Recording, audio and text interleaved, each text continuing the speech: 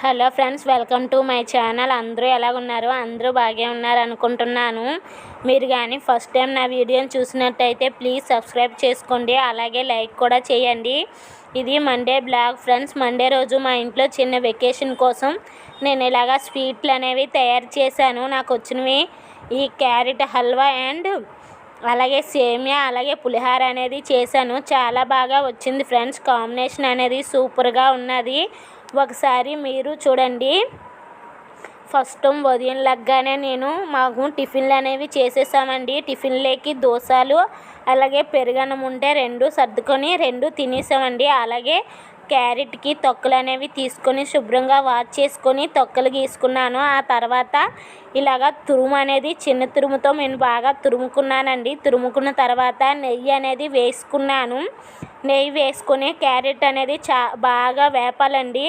వేగిన తర్వాత నేను ఇక్కడ మరిగిన పాలు అనేవి వేస్తున్నానండి. లైట్ వేడి ఉండాలి, మరీ వేడి ఎక్కువ ఉండకూడదండి.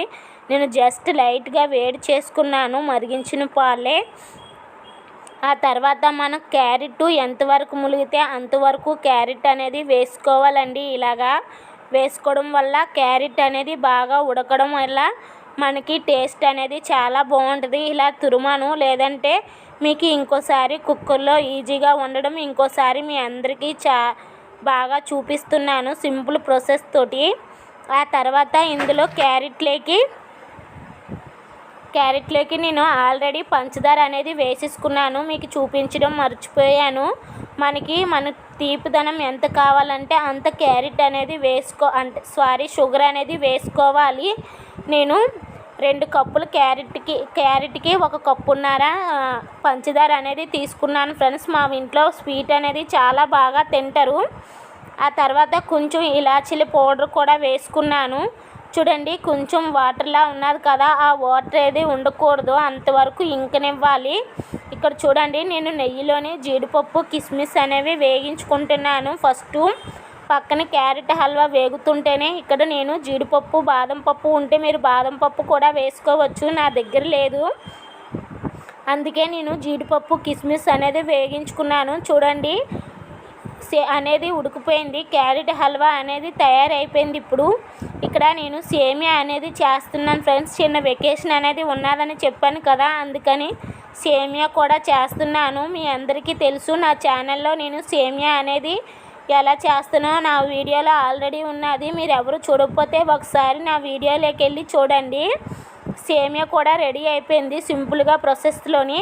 తర్వాత నేను పులిహార అనేది చేస్తున్నాను. స్టార్టింగ్లో చూపించాను కదా, నేను అన్నం స్టార్టింగ్లోనే వండేసుకున్నాను. అన్నం ఓర్చుకున్నాను. 1 కేజీ వరకు ఉంటుంది రైస్ అనేది. దానికి తగ్గట్టుగా పచ్చిమిరపకాయలు అల్లం అనేది వేసాను. నేను ఎక్కువ అల్లం అనేది వేయను ఫ్రెండ్స్, ఎందుకంటే మా పిల్లలు తినడానికి ఇష్టపడరు అల్లం. మీరు కావాలంటే అల్లం చిన్నగా వేసుకోవచ్చు. నేను చిన్నగా తరుక్కొని వేసుకున్నాను.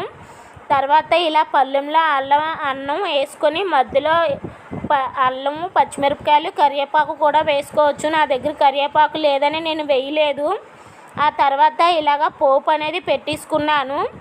ఇవి జీడిపప్పు కూడా నేను పులిహోరలోకే వేస్తున్నాను ఫ్రెండ్స్. ఇలా పులిహోరలో జీడిపప్పు వేయడం వల్ల టేస్ట్ అనేది బాగుంటుంది.